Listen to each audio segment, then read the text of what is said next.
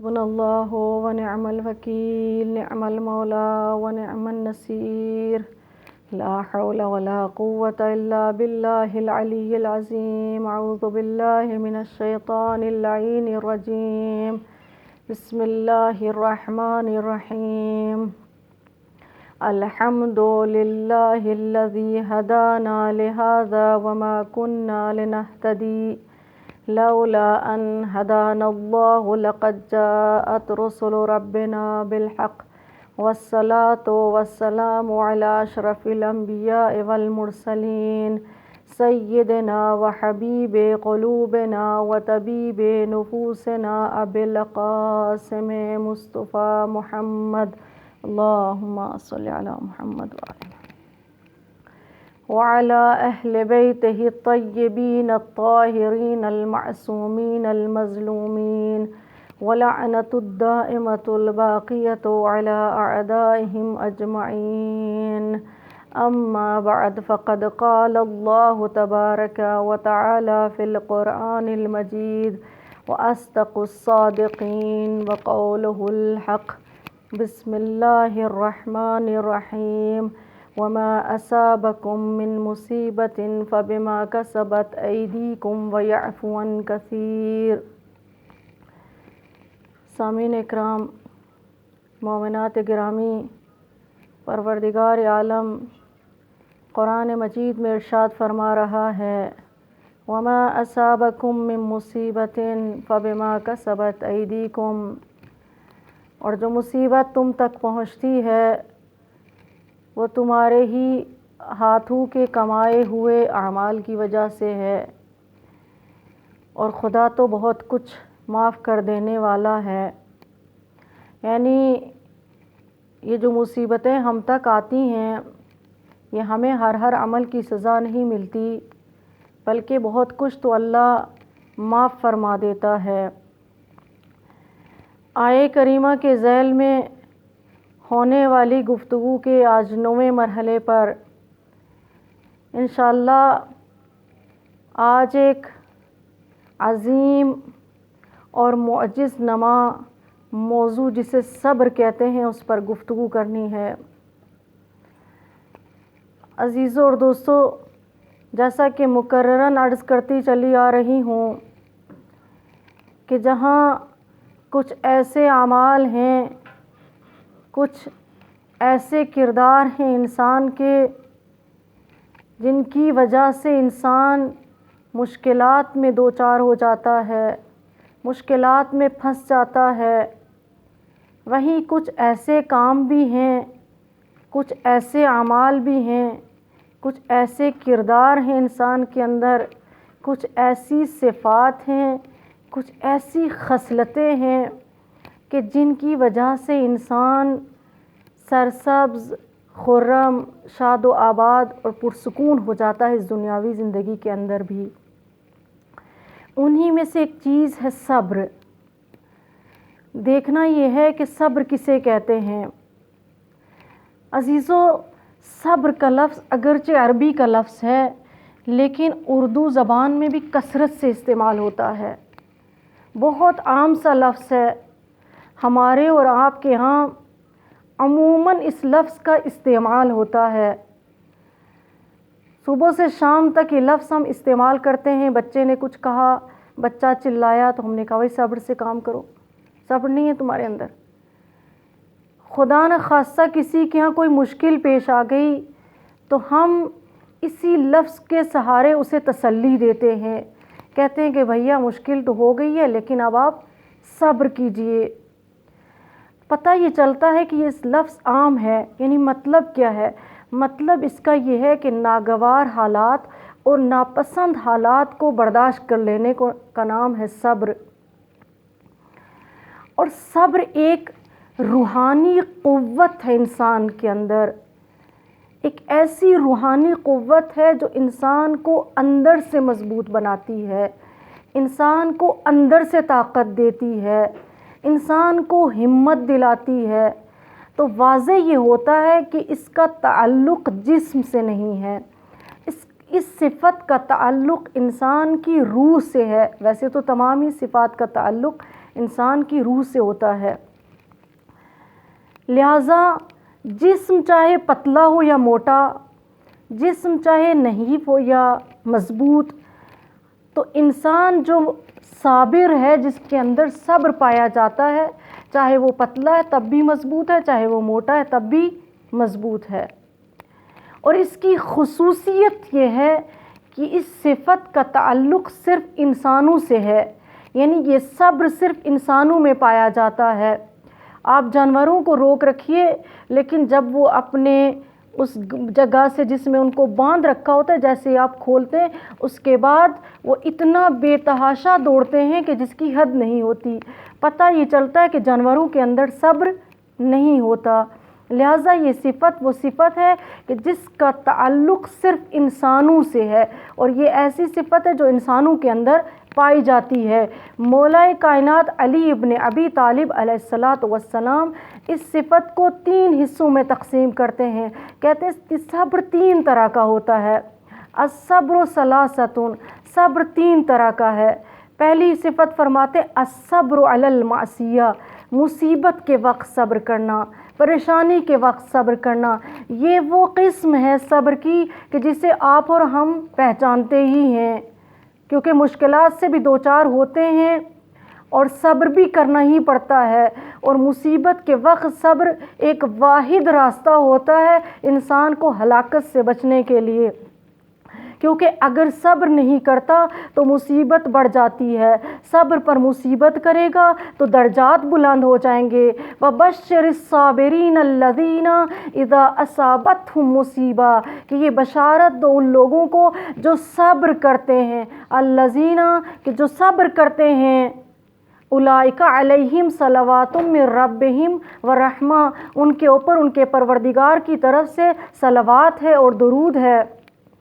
تو یہ بشارت ملتی ہے، یعنی صبر جب مصیبت آئے تو جو صبر کر لیتا ہے اس کے درجات بلند ہو جاتے ہیں۔ دوسری قسم ہے اس کی الصبر علی الاطاعہ، الصبر علی الطاعہ، یعنی اطاعت کے وقت صبر۔ اطاعت کے معنی یہ ہوتے ہیں کہ اللہ کے بھیجے ہوئے قوانین پر عمل کرنا، جن چیزوں کو اللہ نے واجب قرار دیا ہے ان کے اوپر عمل کرنا۔ اب جو ان چیزوں پر عمل کرتا ہے گویا وہ صبر کرتا ہے، وہ ایک ہمت کرتا ہے، تبھی ان چیزوں کے اوپر عمل کر پاتا ہے۔ ایک مثال عرض کرتی چلوں، گرمیوں کی موسم میں، گرمیوں کی دوپہر میں، دوپہر کا وضو تو ہر انسان کو اچھا لگتا ہے، اس لیے کہ جو گرمی لگ رہی ہوتی ہے اس میں کمی واقع ہو جاتی ہے۔ لیکن سردیوں کی صبح ہو اور سردیوں کی صبح کا وضو ہر شخص کے لیے سخت ہے۔ گرم گرم بستر سے اٹھنا اور وضو کرنا اور 2 رکعت نماز بجا لانا کافی سخت ہو جاتا ہے۔ اب اگر جو شخص اپنے نفس کو کنٹرول میں نہ رکھ سکتا ہو، صبر نہ کر سکتا ہو، آپ خود سوچیں وہ کیسے اس واجب فریضے کو انجام دے سکتا ہے۔ لہٰذا اگر کوئی چاہتا ہے کہ وہ واجبات الہی کو انجام دے، اطاعت الہی میں صابر ہو، اطاعت الہی میں کامیاب رہے، تو اس کے لیے ضروری ہے کہ وہ صبر کرے۔ اور تیسری قسم مولا کائنات فرماتے الصبر علی المعصیہ، یعنی گناہ کے مقابلے میں صبر۔ گناہ کے مقابلے میں صبر بہت ہی سخت کام ہے، اس لیے کہ الانسان حریص علی ما منع، انسان حریص ہو جاتا ہے جس چیز سے اسے منع کیا جاتا ہے۔ مثلاً آپ دیکھ لیجئے کوئی ایک کھانے کی چیز ہو، کچھ بھی آپ لے لیجئے، کہ ابھی تک جب تک آپ مریض نہیں ہوئے وہ آپ کو پسند نہ ہو۔ مثلا کوئی بھی چیز لے لیجئے، چٹنی لے لیجئے، روٹی لے لیجئے، کچھ بھی لے لیجئے، ممکن ہے کہ جب تک آپ مریض نہ ہو آپ کو پسند نہ ہو، لیکن خدا نخواستہ جس دن سے ہم مریض ہو جاتے ہیں اور ڈاکٹر ہمیں اس چیز سے منع کر دیتا ہے، اس دن سے ہمارا اس چیز کو اور کھانے کا دل کرتا ہے، اور دل چاہتا ہے کہ ہم اس چیز کو کھا لیں، بھلو پہلے ہم اس چیز کو ہاتھ بھی نہ لگاتے رہے ہوں، ہم نے پلٹ کر بھی نہ دیکھا ہو، لیکن چونکہ ڈاکٹر نے منع کر دیا ہے لہٰذا اب دل اور چاہتا ہے کہ اس چیز کو کھایا جائے، چونکہ ڈاکٹر نے کہہ دیا ہے آپ کی صحت کے لیے نقصان دہ ہے، اب اور دل میں تڑپ ہو جاتی ہے کہ کاش یہ کھانے کو مل جائے، کاش کسی طرح سے ہم اس کو کھا لیں۔ اسی طرح سے بالکل ایسا ہی ہے کہ انسان کے سامنے گناہ کا ماحول بنا ہوا ہے، مثلا غیبت کا ماحول بنا ہوا ہے، سب مزے لے کر کے غیبت کر رہے ہیں، لیکن ایک انسان کے لیے بہت سخت ہے کہ وہاں سے اٹھ جائے، مگر یہ کہ وہ صبور ہو، اس کے اندر صبر پایا جاتا ہو اور وہ صبر کرے اور صبر کے ساتھ اپنی اس مشکل کو حل کرے۔ یا مثال دیتی چلوں کہ انسان کسی بڑی پوسٹ پر ہے، کسی بڑے مقام پر ہے، اور ایسا ہو جاتا ہے کہ اس کے مالی حالات خراب ہو جائیں، کیونکہ جھوٹ بولنا حرام، غیبت کرنا حرام، رشوت لینا حرام۔ اب کبھی ایسا ہو گیا کہ اس کے مالی حالات خراب ہو گئے اور اس کو پیسوں کی شدید ضرورت ہے، اسے پیسے چاہیے اور کوئی رشوت لے کر کے آ جائے۔ اب یہ کتنا سخت ہے اس انسان کے لیے کہ جب اس کو ان پیسوں کی ضرورت ہے، لیکن چونکہ رشوت ہے، چونکہ حرام ہے اور وہ نہ لے، تو گویا وہ صبر کرنے والوں میں سے ہے۔ عزیزوں اور دوستوں، دیکھنا یہ ہے کہ صبر کا فائدہ کیا ہے، ہم صبر کریں گے تو اس کا ہمیں کیا فائدہ ہوگا۔ ایک صلوات پڑھ دے بر محمد وآل محمد، اللہم صلی علی محمد۔ صبر کا پہلا فائدہ یہ ہے کہ صبر ہمیں ہمت عطا کرتا ہے، صبر ہمیں قوت عطا کرتا ہے، جیسا کہ میں نے آپ کی خدمت میں عرض کیا کہ ایک روحانی طاقت کا نام ہے صبر، ایک روحانی قدرت کا نام ہے صبر، کہ انسان اندر سے مضبوط ہوتا ہے۔ صبر انسان کو ہمت دیتا ہے، آگے بڑھنے کی ہمت دیتا ہے۔ کیسے؟ مولا کائنات فرماتے ہیں لا یعدم الصبور الظفر، کہ صبر جو کرتا ہے وہ کبھی ایسا نہیں ہو سکتا کہ وہ کامیاب نہ ہو، وہ کامیابی تک نہ پہنچے۔ وَإِن طَالَ بِهِ الزَّمَانُ، اگرچہ وقت کتنا لمبا ہو جائے، کیونکہ اس کے اندر ہمت رہتی ہے آگے بڑھنے کی، کچھ کرنے کی، وہ مشکلات کو دیکھ کر ہارتا نہیں ہے، بلکہ صبر جیسی قوت اس کو لے کر کے آگے بڑھتی ہے۔ لیکن ایک وہ شخص جس کے اندر یہ کوالٹی نہیں پائی جاتی، جس کے اندر یہ صفت نہیں پائی جاتی، وہ ہار کر بیٹھ جاتا ہے۔ اگر پڑھ رہا ہے تو پڑھائی کو چھوڑ دیتا ہے، اگر کوئی کام کر رہا ہے تو اس کام سے منصرف ہو جاتا ہے، یعنی اس کے کام میں استمرار نہیں پایا جاتا، وہ ہر روز اپنے اس کام کو انجام نہیں دے پاتا، کیونکہ صبر وہ طاقت ہے جو اس کام کو ہر روز کرنے پر اسے وادار کرتی، اسے آمادہ کرتی ہے۔ لیکن بے صبر انسان کبھی اس کام کو کر ہی نہیں پاتا، اس لیے کہ وہ ہار جاتا ہے، شکست کھا کر کے بیٹھ جاتا ہے۔ جیسا کہ میں مطالعہ کر رہی تھی، میں نے دیکھا کہ سعدی ایران کے ایک مشہور شاعر ہیں، آپ نے بھی سنا ہوگا ان کے بارے میں۔ وہ کہتے ہیں کہ ایک دن میں سفر کر رہا تھا اور میرے پاس جوتے نہیں تھے، میں ننگے پیر سفر کر رہا تھا، اور ننگے پیر سفر کرنے کی وجہ سے میرے پیروں میں بہت زخم آ گئے۔ ایک تو ہمیں یہ پتہ چلتا ہے چونکہ کتنا قدرت مند انسان ہے، کتنی طاقت اس کے اندر پائی جاتی ہے، ارادے کتنے مضبوط ہیں کہ سفر کر رہا ہے ولو کہ جوتے نہیں ہیں، اگرچہ پیر ننگے ہیں اور ننگے پیروں کے ساتھ سفر کر رہا ہے۔ لیکن ایک موقع آیا کہ سعدی کہتا ہے کہ میں نے اللہ سے شکایت کی کہ خدایا میرے پیروں میں زخم ہو گئے ہیں، میرے پیر ننگے ہیں اور میں کیسے راستہ چلوں۔ سعدی کہتے ہیں کہ میں آگے بڑھتا رہا، صبر کیا، آگے بڑھتا رہا، تو ایک مقام پر میں نے دیکھا کہ ایک ایسا شخص ہے کہ جس کے پاس پیر ہی نہیں ہے۔ اب جب میں نے اس شخص کو دیکھا تو میں نے کہا پروردگار تیرا شکر ہے کہ میرے پاس پیر تو ہیں کہ جن سے میں چل سکتا ہوں، ٹھیک ہے میرے پاس جوتا نہیں ہے جو میں پہن کر چل سکوں، لیکن وہ پیر تو ہیں کہ جن کے ذریعے سے میں چل سکتا ہوں۔ یہ ایک صبر ہے جو انسان کو اندر سے طاقت دیتا ہے کہ اپنے راستے پر چلتے رہو، رکنا نہیں، آگے بڑھتے چلو، ولو جتنی مشکلات ہوں، جتنی پریشانیاں راستے میں آ جائیں، لیکن صبر انسان کو رکنے نہیں دیتا، انسان آگے بڑھتا رہتا ہے اور اپنی منزل تک پہنچتا ہے۔ دوسری چیز، صبر نجات کا ذریعہ ہے۔ جس کے اندر صبر نہیں ہوتا وہ دنیا میں بھی ہلاک ہو جاتا ہے اور آخرت میں بھی ہلاک ہو جاتا ہے۔ یعنی صبر نجات کا ذریعہ ہے۔ کیسے نجات کا ذریعہ ہے؟ آپ دیکھیں کہ شیطان نے وعدہ کیا ہمیں گمراہ کرنے کا، شیطان نے کہا ہے کہ میں تمام انسانوں کو گمراہ کروں گا، قال فبعزتک لاغوینہم، کہ خدا تیری قسم ہے کہ میں تمام تیرے بندوں کو گمراہ کروں گا۔ یہ شیطان نے وعدہ کر رکھا ہے۔ اب اگر انسان کے اندر صبر نہیں ہوگا تو انسان کبھی اس شیطان کے ہاتھ سے بچ نہیں سکتا، اس لیے کہ شیطان کبھی وسوسے کرتا ہے، الذی یوسوس فی صدور الناس، کبھی انسان کو کسی طرح کے وسوسے کرتا ہے، برے خیالات انسان کے ذہن میں ڈالتا ہے، انسان کو نا امید کرتا ہے۔ آپ کبھی دیکھتے ہوں گے کہ اچھا بھلا انسان ہے، سمجھدار انسان ہے، لیکن کبھی کبھی کیا کرتا ہے، سارے کام چھوڑ کر کے بیٹھ گیا، کہتا میں جو بھی کرتا ہوں، جیسا بھی کرتا ہوں، میری قسمت ہی ایسی ہے، میرے چانس ہی ایسے ہیں، میں کچھ بھی کر لوں میں آگے نہیں بڑھ سکتا۔ یہ کون ہے؟ یہ مایوس جو کر رہا ہے، جو نا امید کر رہا اللہ کی رحمت سے، یہ شیطان ہے۔ اور اگر انسان کے پاس صبر نہ ہو، انسان صبور نہ ہو، تو اسے نجات نہیں مل پائے گی، وہ کبھی بھی نجات حاصل نہیں کر سکتا۔ اس لیے کہ قرآن میں بھی ارشاد ہے وَاسْتَعِینُوا بِالصَّبْرِ وَالصَّلَاةِ، جب شیطان بہکائے تو صبر سے ہمت سے کام لو، صبر سے کام لو، اس کے آگے ہمت کے ساتھ ڈٹ کر کھڑے ہو جاؤ، اپنے مقصد کو نظر میں رکھو، اللہ کو نظر میں رکھو، اور لہٰذا ہمت نہیں ہارو۔ تیسری چیز جو ہے وہ یہ ہے کہ یہ جو صبر جو ہے یہ انسان کو مسائل کو سمجھنے کی طاقت عطا کرتا ہے، مسائل کو سمجھنے کی اور سوچنے کی اور فکر کرنے کی صلاحیت انسان کو دیتا ہے صبر، کیونکہ صابر ہے، رکتا ہے، ٹھہرتا ہے، سوچتا ہے، سمجھتا ہے، عقل کا استعمال کرتا ہے، جبکہ بے صبر انسان فوری ریئیکٹ کرتا ہے، فوری ریئیکشن کرتا ہے۔ تبھی تو قرآن میں ارشاد ہے وَاصْبِرْ عَلَىٰ مَا يَقُولُونَ، صبر کرو وہاں پر کہ جہاں پر تمہارے لیے کچھ سچویشنز خراب ہو جائیں، تمہاری کچھ کنڈیشن خراب ہو جائے، لوگ تمہارے بارے میں کچھ باتیں کرنے لگیں۔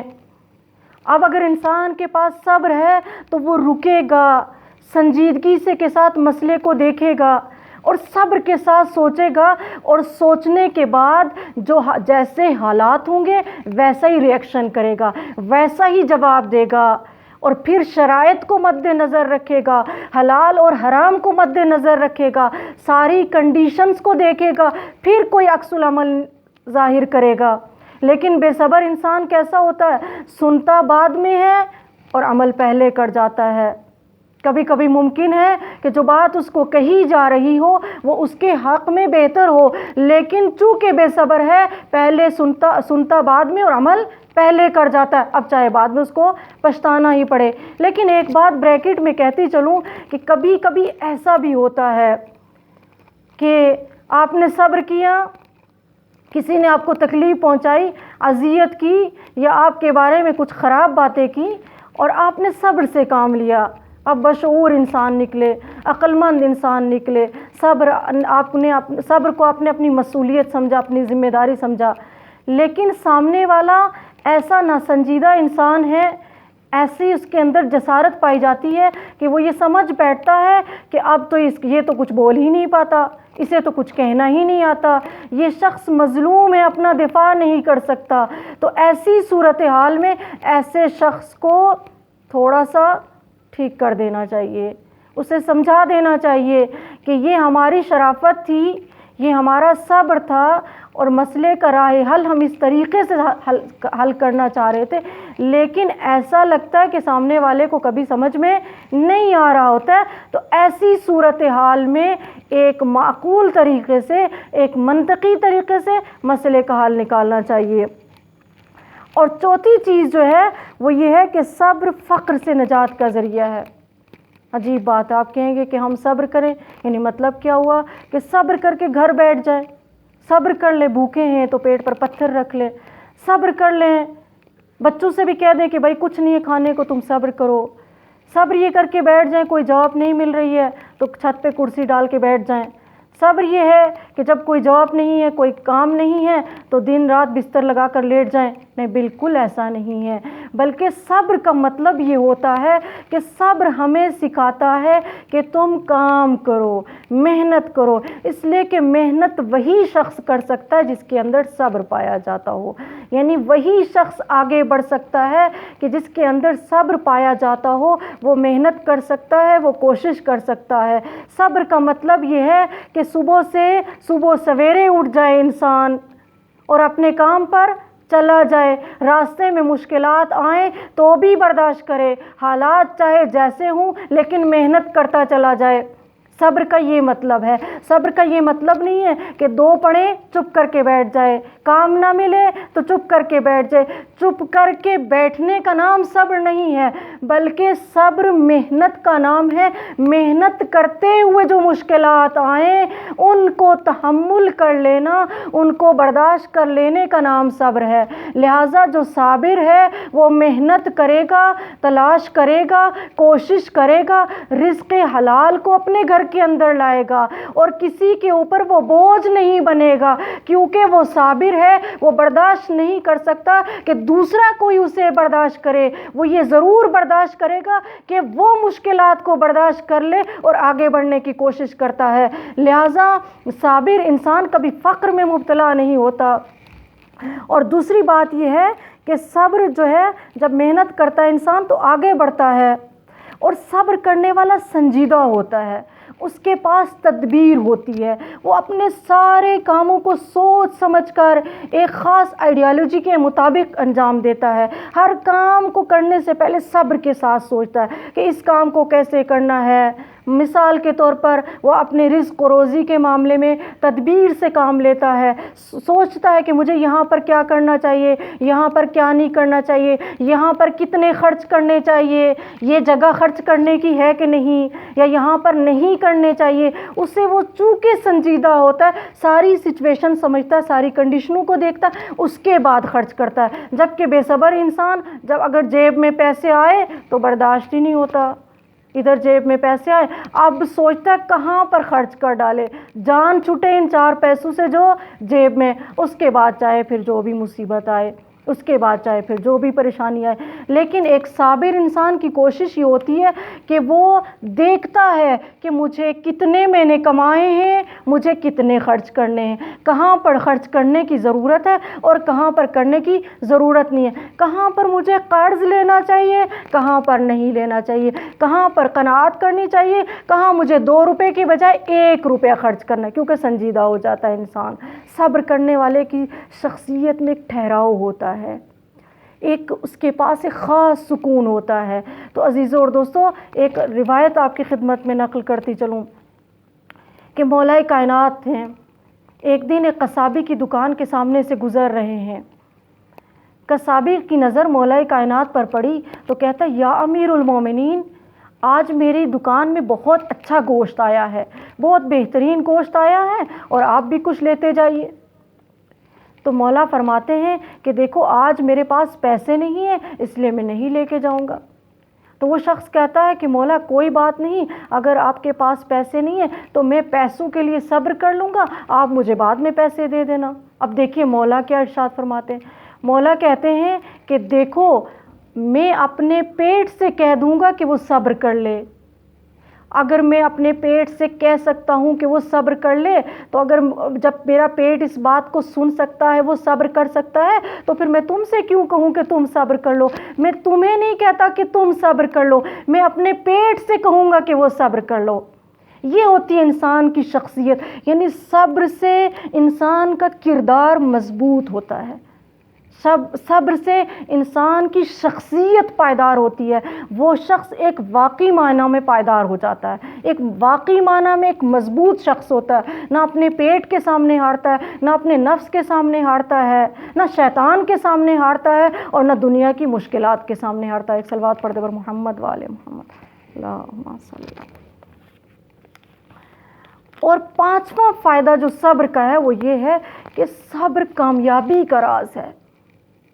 اگر انسان چاہتا ہے کہ جو اس نے ٹارگٹ بنایا ہے، جو ہدف بنایا ہے، اس تک اگر انسان چاہتا ہے کہ پہنچے تو اسے صبر کرنا ہوگا۔ اور صبر وہ چیز ہے کہ جو انسان کو کامیابی تک پہنچاتی ہے۔ امام علی علیہ الصلوۃ والسلام ارشاد فرماتے ہیں، بالصبر تدرک معالی الامور، کہ صبر سے انسان اعلیٰ ترین مقامات تک پہنچتا ہے، اس لیے کہ جو بے صبر ہوگا وہ ہو ہی نہیں سکتا کہ اپنے مقصد تک پہنچ جائے، اس لیے کہ وہ راستے میں رہ جائے گا، جہاں مشکل اس کو آئی وہیں ہمت ہار دے گا، جہاں شیطان نے بہکایا وہیں بیٹھ جائے گا، جہاں شیطان نے وسوسہ کیا دماغ مختل ہو جائے گا، فکر بیکار ہو جائے گی، وہ اپنے ٹارگٹ کو، اپنے ہدف کو دیکھ ہی نہیں سکتا، اپنے مقصد تک بے صبر انسان پہنچ ہی نہیں سکتا۔ لہٰذا صبر وہ چیز ہے جو انسان کو اعلیٰ مقامات تک پہنچاتی ہے۔ جناب موسیٰ علیہ السلام کا کام تھا بھیڑیں چرانا، آپ بھیڑیں چرایا کرتے تھے۔ اب ذرا دیکھیے گا کہ اس داستان کے اندر ہم کچھ بھی پڑھیں تو ہمیں اس سے کچھ حاصل کرنے کی کوشش کرنا چاہیے، کچھ سیکھنے کی کوشش کرنا چاہیے۔ داستان کو صرف داستان کہہ کر، حکایت کو صرف حکایت سمجھ کر نہیں سن لینا چاہیے، بلکہ ہر چیز سے ہمیں سبق حاصل کرنا چاہیے۔ جناب موسیٰ علیہ السلام بھیڑیں چرایا کرتے تھے، اور ایک دن ایسا ہوتا ہے کہ آپ کی ایک بھیڑ بھیڑوں کے جھنڈ سے جدا کر کے بیابان کی طرف دوڑنے لگتی ہے، اتنا تیز دوڑتی ہے کہ جناب موسیٰ اس کے پیچھے دوڑتے ہوئے چلے جا رہے ہیں، اتنا دوڑ رہے ہیں، لیکن بھیڑ نے اتنا دوڑنا شروع کیا کہ وہ جھنڈ سے الگ ہو گئی اور بیابان کی طرف چلی گئی، یہاں تک کہ رات ہو گئی۔ بھیڑ بھی دوڑتی جا رہی ہے اور موسیٰ بھی دوڑتے جا رہے ہیں، اتنا بھیڑ دوڑی کہ آخر تھک کر ایک جگہ بیٹھ گئی۔ جناب موسیٰ بھی دوڑتے دوڑتے بھیڑ کے پاس پہنچے۔ اب آپ دیکھیے کہ ہم اور آپ ہوتے تو ہم کیا کرتے، یہاں تک کی داستان میں ہم اور آپ ہوتے تو یہ کرتے، پہلی بات تو اگر بھیڑ بھاگ رہی ہے اور جب دیکھا کہ وہ ہاتھوں سے نکل گئی، ہم اور آپ یہ کرتے کہ کہتے ایک جانور ہی تو ہے، جانے دو، اب کتنا دوڑے اس کے پیچھے اور پھر فائدہ ہی کیا ہے۔ لیکن وہ موسیٰ ہیں، وہ نبی ہیں، وہ ایک جانور کو بھی بے اہمیت نہیں سمجھتے، وہ ایک جانور کی بھی قدر کرتے ہیں۔ موسیٰ دوڑتے جا رہے ہیں، بھیڑ تھک کر بیٹھ گئی، موسیٰ جا کر پاس بیٹھ گئے۔ اب جناب موسیٰ نے کیا کیا؟ جناب موسیٰ یہ کرتے ہیں کہ پہلے بھیڑ کے چہرے سے وہ گرد و خاک ہٹاتے ہیں جو دوڑتے ہوئے اس کے چہرے پہ پڑ گئی تھی، پھر کیا کرتے ہیں کہ ایک محبت برا ہاتھ بھیڑ کی پیٹھ پر پھیرتے ہیں اور پھر یہ کہتے ہیں کہ کیا ضرورت تھی خود کو اتنا تھکانے کی، اگر خود پر رحم نہیں آ رہا تھا تو حد اقل مجھ پر ہی رحم کر لیتی۔ اب آپ خود سوچیں، ہم اور آپ ہوتے تو کیا کرتے کہ جب بھیڑ کے پاس پہنچتے پہلے تو پیچھے ہی نہ جاتے، کہتے جاؤ بھاڑ میں، پھر اگر چلے بھی جاتے تو اٹھا کر پٹخ دیتے، مار دیتے، کہتے ایسی بھیڑ سے بہتر کیا ہے کہ مثلا نہ ہی ہو، ایسی چیز جو اتنا تھکا دے۔ اب موسیٰ نے نہایت صبر و تحمل سے کام لیا۔ جناب موسیٰ کے اس صبر و تحمل کو موسیٰ کا پروردگار دیکھ رہا ہے اور پھر اپنے فرشتوں سے کہتا ہے کہ یہ موسیٰ اس پیغمبری کے لائق ہیں، نبوت کے لائق ہیں۔ اور پیغمبر اسلام فرماتے ہیں کہ خداوند عالم نے تمام نبیوں کو بھیڑوں کے چرانے سے آزمایا ہے، کیونکہ بھیڑوں کو چرانے والا کام بہت ہی طاقت فرسا اور سخت ہوتا ہے اور ایک بہت زیادہ تحمل چاہیے ہوتا ہے۔ لہٰذا آپ دیکھیے کہ پروردگار جب کسی کو نبوت پر فائز کرتا ہے، اتنا بڑا مقام دیتا ہے، تو پہلے یہ دیکھتا ہے کہ اس کے اندر کتنا صبر ہے۔ اگر اس کے اندر صبر ہوگا، اس کے اندر تحمل ہوگا تو بھی تو یہ ہدایت کر پائے گا۔ جناب نوح کی حالت تو آپ نے دیکھی ہی، کتنے صبر سے کام لیا، کتنے تحمل سے کام لیا۔ تو ایک نقطہ اس یہاں پر رک کر عرض کرنا چاہوں عزیزوں اور دوستوں، والدین، اساتید، گھر کے بڑے اور بزرگ حضرات وہ بچوں کے لیے نبی جیسے ہوتے ہیں، وہ بچوں کے لیے ہادی ہوتے ہیں، رہنما ہوتے ہیں۔ وہ تبھی اپنے بچوں کی پرورش کر سکیں گے، تبھی اپنے بچوں کی ہدایت کر سکتے ہیں، ان کو صحیح راستے پر لا سکتے جب ان کے اندر صبر پایا جاتا ہو۔ اگر صبر نہیں پایا جاتا تو وہ کبھی اپنے بچوں کو سیدھے راستے پر نہیں لا سکتے۔ عزیز اور دوستو، صبر ایک ایسی چیز ہے کہ جس نے نبی کو جو انبیاء کو اس مقام تک لے جاتی ہے کہ خدا فخر کرتا ہے کہ دیکھو یہ پیغمبری کے لائق ہیں۔ اور اگر اس کا بہترین نمونہ دیکھنا ہو تو ہم کربلا میں آ کر کے دیکھیں کہ حسین صبح سے قربانیاں پیش کرتے رہے لیکن صبر کا مظاہرہ کیا، سب کو صبر کی تلقین کر رہے ہیں، کیونکہ حسین ایک عظیم مقام پر فائز ہونا چاہتے ہیں، وہ ہے رضا اور تسلیم کا مقام۔ عزیزوں اور دوستو، آج شب 9 محرم ہے. جیسا جیسے 10 محرم الحرام قریب آتی جا رہی ہے، شیعان علی ابن ابی طالب کی بے قراری بڑھتی جا رہی ہے.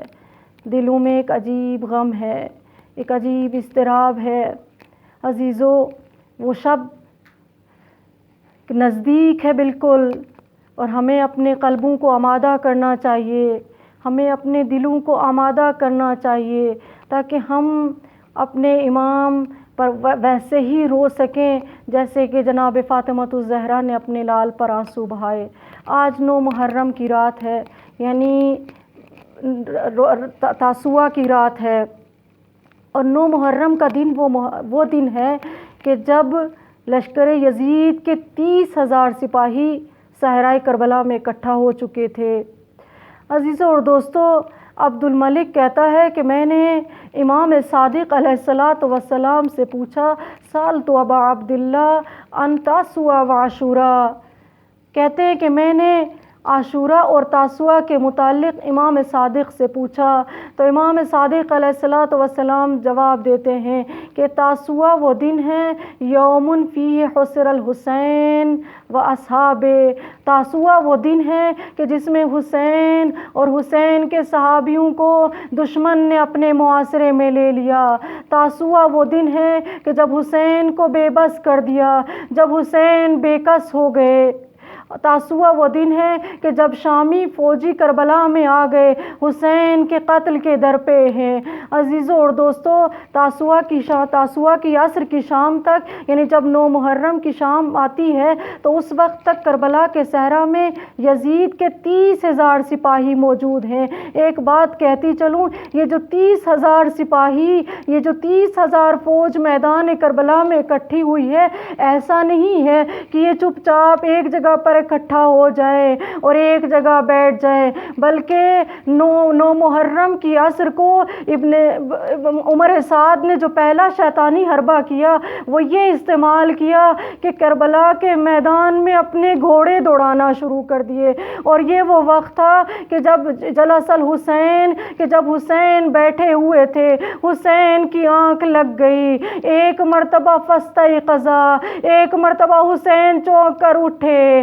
اب جو اٹھے ہیں تو آواز دی، یا اختہ، اے میری بہن زینب، انی رأیتک الساعہ جدی محمد ابی علی و امی فاطمہ و اخی حسن. اے میری بہن زینب، میری جو آنکھ لگی تو ابھی میں نے اپنے نانا رسول اللہ، ماں فاطمہ، بابا علی اور حسن کو خواب میں دیکھا ہے. ارے زینب پوچھو گی کہ وہ کیا کہتے ہیں، وہ کیا کہہ رہے تھے؟ ارے میرے نانا نے کیا فرمایا؟ ارے میرے نانا فرماتے ہیں، انک راحون الینا، اے حسین تم بہت جلد ہم سے مل جاؤ گے، ہماری ملاقات بہت جلدی تم سے ہوگی. ارے یہ سننا تھا. فلطمت علی وجہہا، ارے زینب نے سر و سینہ پیٹنا شروع کر دیا. عزیزوں اور دوستو، 9 محرم کی شام کربلا والوں کے لیے بہت وحشت زدہ شام تھی، بڑا وحشت ناک ماحول تھا. ہم اور آپ اس پرسکون ماحول میں بیٹھ کر اس منظر کو نہیں سمجھ سکتے، اس منظر کا تصور نہیں کر سکتے کہ جس کی زمین پر 30,000 گھوڑے دوڑ رہے ہوں، جس کی فضا میں 30,000 تلواریں چمک رہی ہوں، اور جس زمین پر گھوڑے ایسے دوڑ رہے ہوں، ایسے ہنہنا رہے ہوں کہ کربلا کی زمین ہل رہی ہو. مجھے نہیں معلوم کربلا میں چھوٹے چھوٹے بچوں کا کیا حال ہوا ہوگا، رقیہ پہ کیا گزری ہوگی، 6 مہینے کے علی اصغر کا کیا حشر رہا ہوگا. لیکن اتنا جانتی ہوں، یہ خاندان و عصمت و طہارت کی گودیوں کے پلے ہیں. ارے یہ وہ بچے ہیں جو جذبہ شہادت سے سرشار ہیں. یہی وجہ ہے کہ جب آپ کے اور میرے مولا آقا غریب ہو گئے، بے کس ہو گئے، تنہا ہو گئے، ایک بلندی پر جا کر آواز دی، صدائے استغاثہ بلند کی، حل من ناصر ینصرنا، حل من मुग़ीसिन युग़ीसुना, है कोई जो मेरी मदद करे, है कोई जो मेरी आवाज़ पर अपनी मेरी आवाज़ का जवाब दे। अजीज़ों और दोस्तों, इस सदा इस्तिग़ासा का सुनना था। अली असगर ने खुद को झूले से गिरा दिया। ये मंजर देखकर खेमे में कोहराम बरपा हो गया। बीवियों ने रोना पीटना शुरू कर दिया।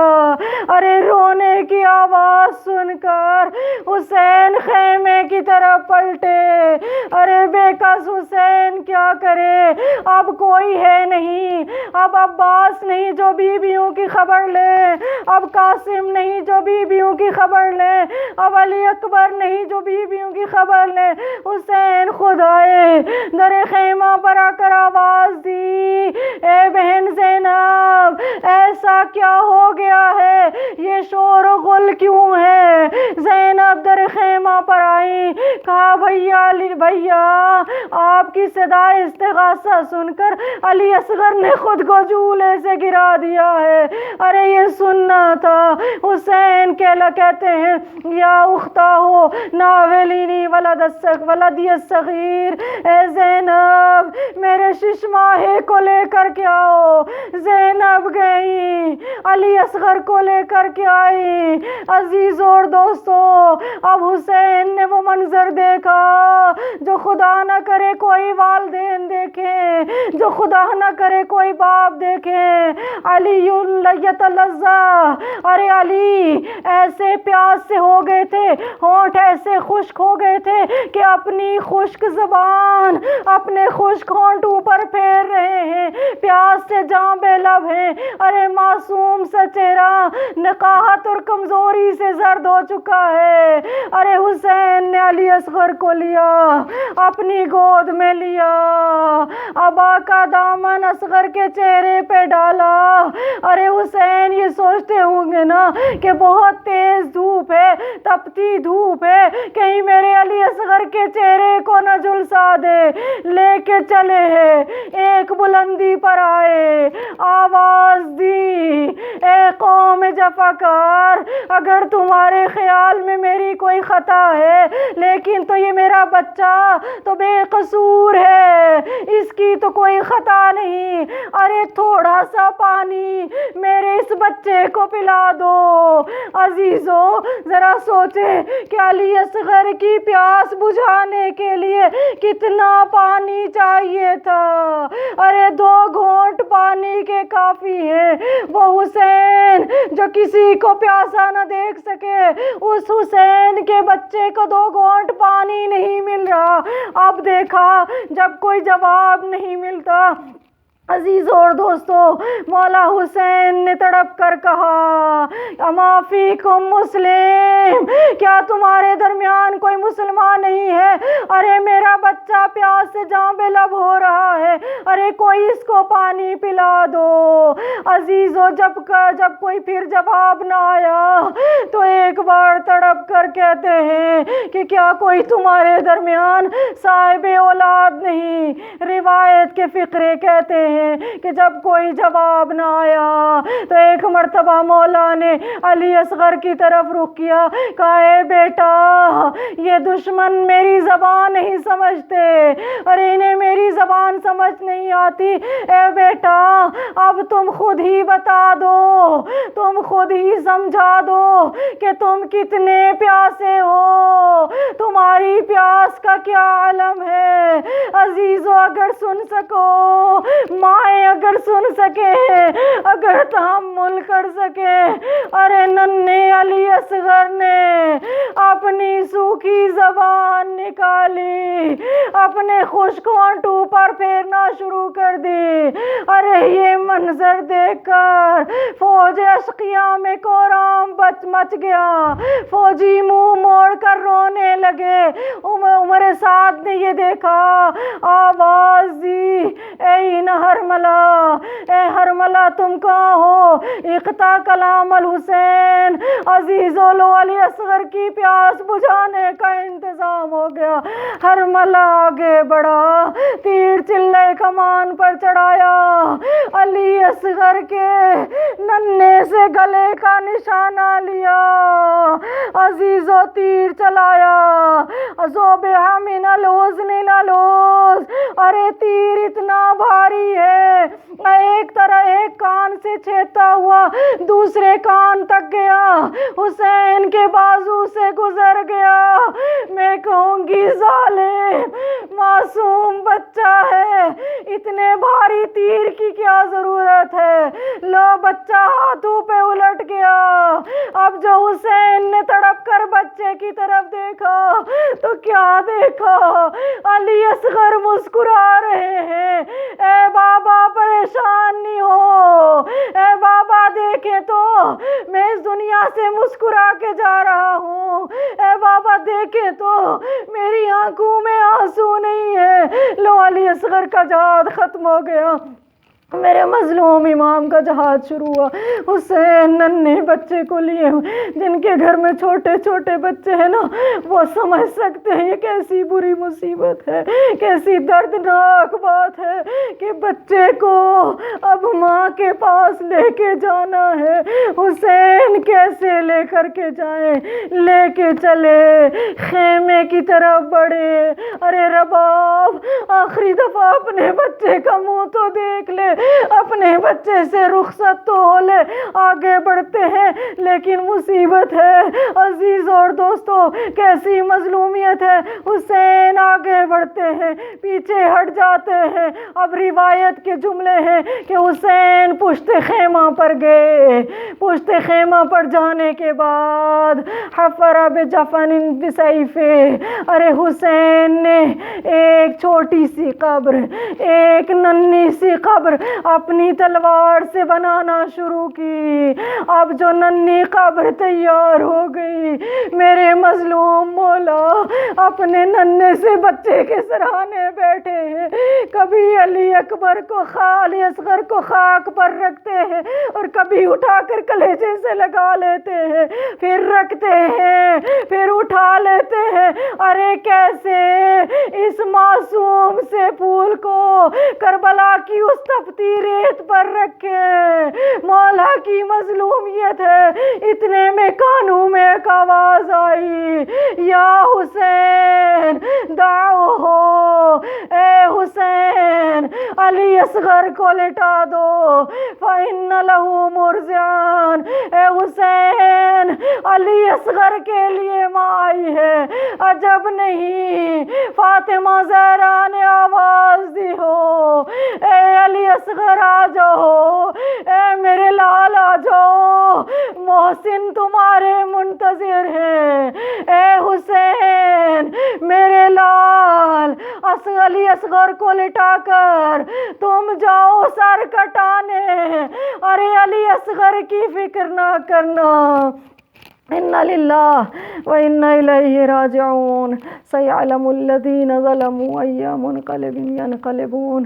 پروردگار جو واسطہ محمد و آل محمد کا یوسف زہرا کے ظہور میں تعجیل فرما، ہمیں ان کے یاران و اعوان و انصار و اصحاب میں شامل فرما۔